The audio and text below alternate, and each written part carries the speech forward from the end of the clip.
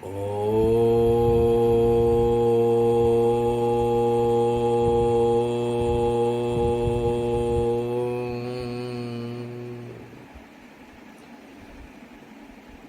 ओंकार स्वरूप परम पिता परमेश्वर उस ब्रह्म को कोटि कोटि प्रणाम।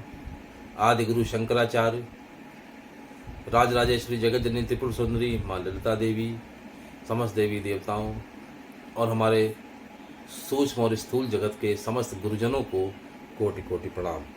आप सभी दिव्यात्माओं को भी मेरा कोटि कोटि वंदन। साथियों, हम इस समय बात कर रहे हैं वैदिक ज्ञान सत्संग की। वैदिक ज्ञान की आवश्यकता क्यों है? हमें वैदिक ज्ञान क्यों लेना चाहिए? वेद में लिखे हुए सूक्तों को क्यों जानना चाहिए? वेद में लिखी हुई ऋचाओं को क्यों जानना चाहिए? और ये ऋचाएँ हमारे जीवन में हमारे लिए क्या करेंगी? बहुत सारे प्रश्न हम सबके मस्तिष्क में आते हैं, लेकिन इसका एक ही जवाब आता है, जब हम इसको पढ़ेंगे, जब हम इसको जानेंगे, तो हमारे कई प्रश्नों के उत्तर स्वतः मिल जाते हैं। वेद ज्ञान का भंडार है। वेद केवल ज्ञान नहीं है, वेद वास्तव में ईश्वर की वाणी है। ये एटर्नल वॉइस है, एटर्नल नॉलेज है और डिवाइन नॉलेज कहा गया है इसको। तो इस साक्षात ईश्वर द्वारा जो ज्ञान हमें प्रदान किया गया है, उस ज्ञान में अर्थात उस वेद में हमारी समस्त समस्याओं का निराकरण पहले से ही कर दिया गया है।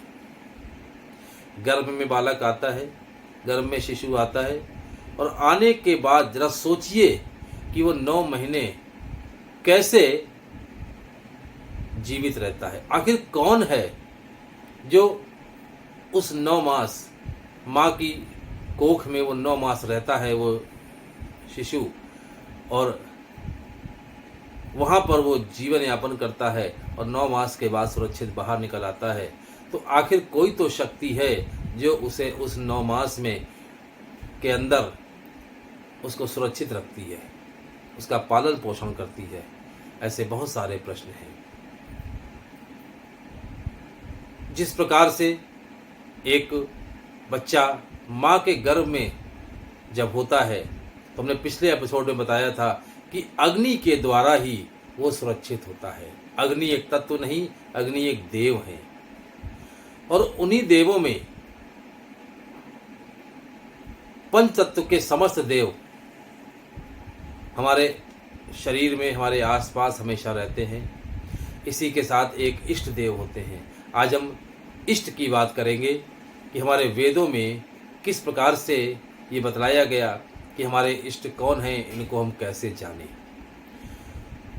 एक प्रश्न किसी ने मुझसे किया कि हम वेद को जान तो लें, वेद को पढ़ तो लें, या आपके सत्संग के द्वारा हम वेद को जानें, इसका लाभ क्या होगा? तो साथियों, आज हम यहीं से शुरू करते हैं कि वैदिक ज्ञान सत्संग से प्रारंभिक लाभ क्या है।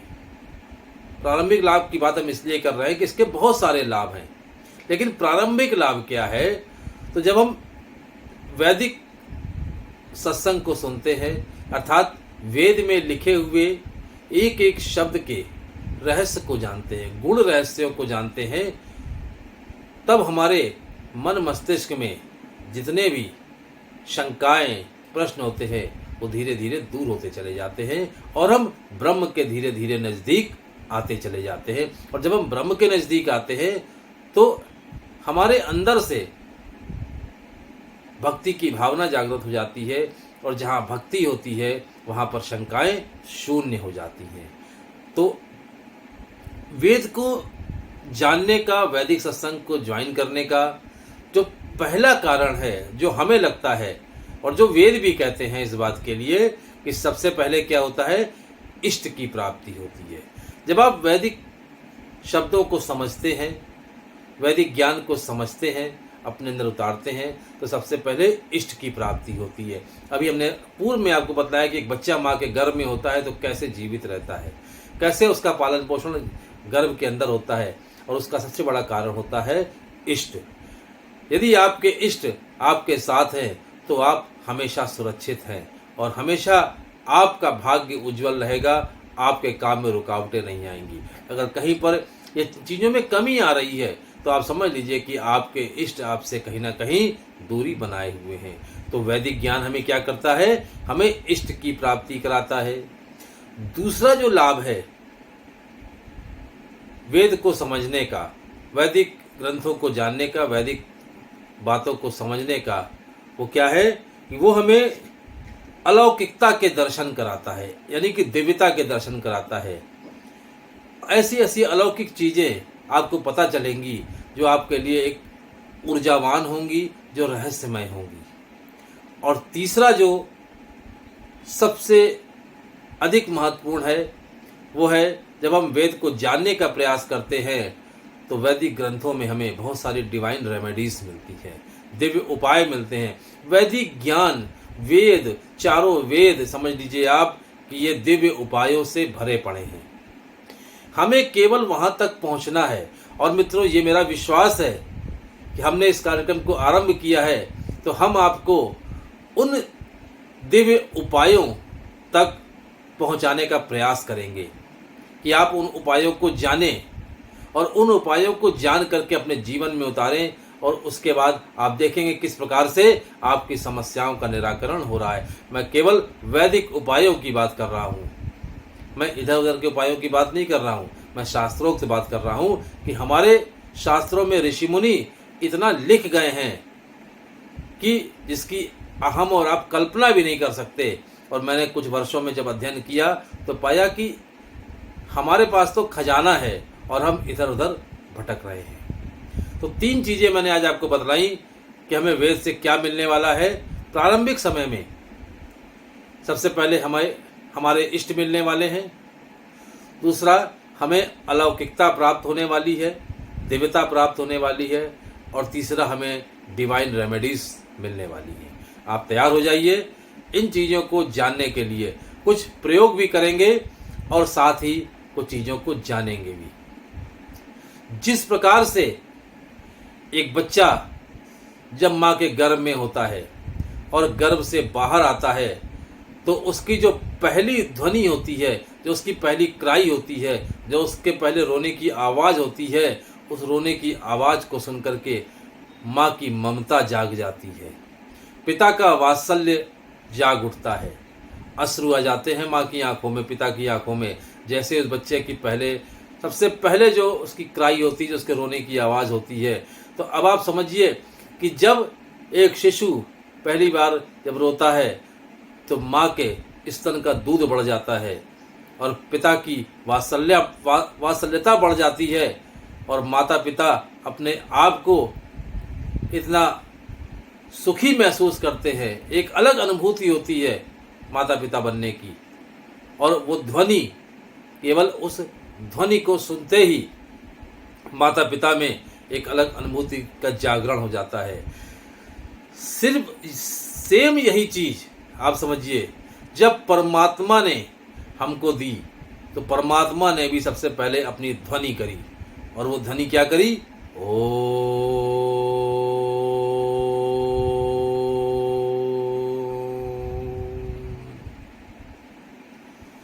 ओम के रूप में वो ध्वनि करी। और वो जो ध्वनि थी, उस ध्वनि से ही इस सृष्टि का धीरे धीरे विस्तार होने लग गया। ये ओम कोई साधारण शब्द नहीं है। मैंने पिछली बार बताया था कि ओम एक ब्रह्म है, ब्रह्म शब्द है। ओम को सिर्फ शब्द मानने की गलती ना करिए, ओम ब्रह्म है और ब्रह्म की ध्वनि ही इस सृष्टि की प्राण ऊर्जा है। तो ओम जो है वो अपने आप में एक परम पूर्ण ब्रह्म है। आ, उ और मा, अकार, उकार और मकार से बना हुआ ये ओम शब्द, ये हमें ब्रह्म के पास तक ले जाता है। पहला ही मंत्र, पहली ऋचा थी ओम अग्नि मीले, अग्नि के पहले ओम लगा दिया गया। यानी कि कोई भी मंत्र जब हम करते हैं तो उसके पहले ओम लगाया जाता है। ओम क्या है? अर्थात सबसे पहले ब्रह्म को रखा जाता है। ब्रह्म को रखने के बाद फिर दूसरे मंत्रों के लिए व्यवस्था की गई है, फिर दूसरे शब्दों की व्यवस्था की गई है, दूसरे अक्षरों की व्यवस्था की गई है, लेकिन सबसे पहले ओम रखा गया है। क्यों? ब्रह्म को सबसे पहले रखा गया है। और अगर ओम प्रणव लगा दिया गया किसी भी मंत्र के पहले, तो आप समझ लीजिए कि वह हमें अन्य जो अक्षर हैं, अन्य जो शब्द हैं उस मंत्र के, वो हमें उस ब्रह्म तक ले जाते हैं। और ब्रह्म तक कैसे ले जाते हैं? यही ओम हमें हमारे इष्ट की पहचान कराता है। अगर हम 21 दिन लगातार, अब आप मेरी जरा डिवाइन रेमेडी को सुनिएगा, कैसे आपको इष्ट की प्राप्ति होगी। इष्ट की प्राप्ति करनी है तो आप दोनों हाथों को इस तरीके से करके बैठ जाइए और ओम का उच्चारण करिए।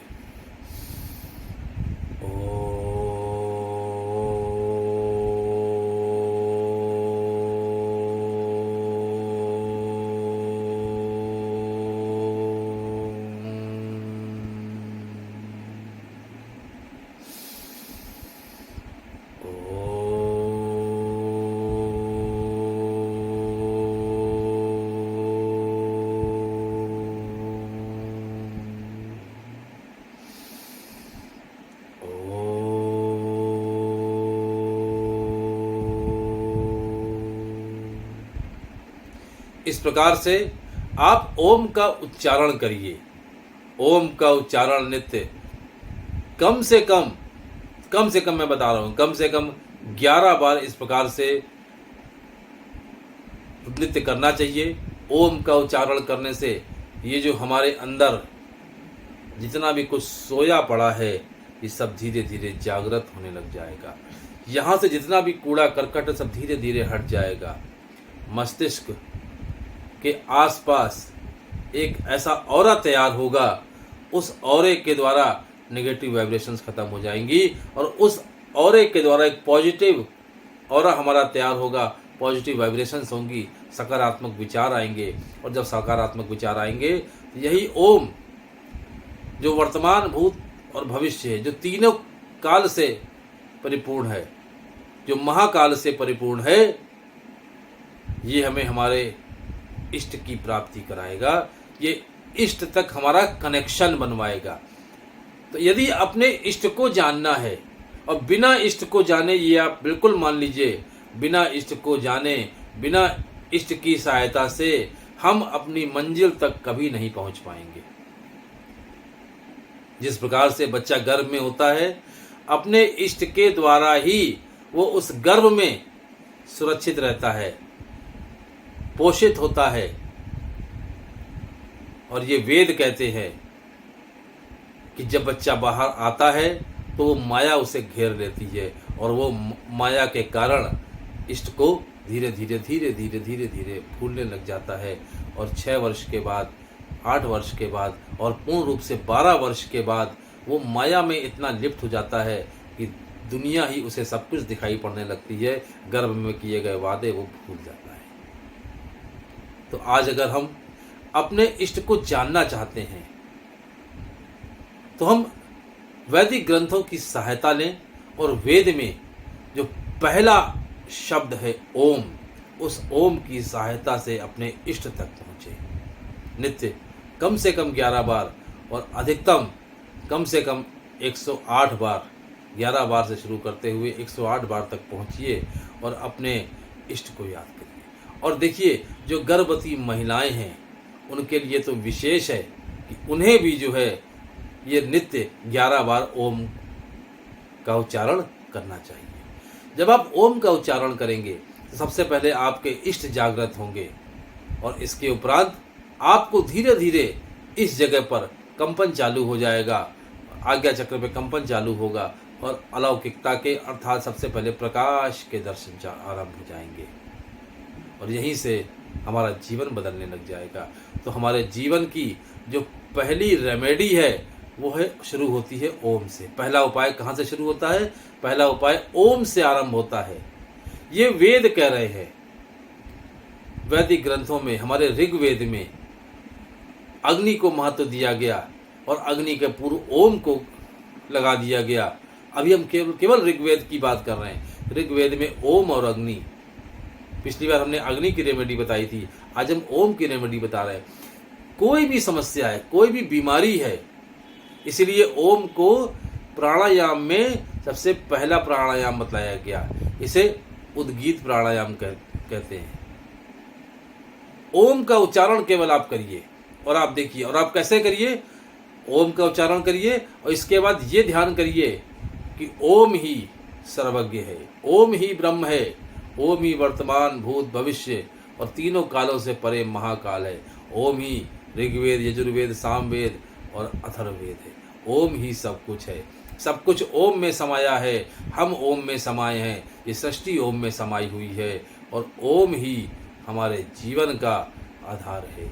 ओम ही हमारे जीवन के समस्त समस्याओं की रेमेडी है। ओम ही हमारे जीवन के समस्त समस्याओं का एक उपचार है।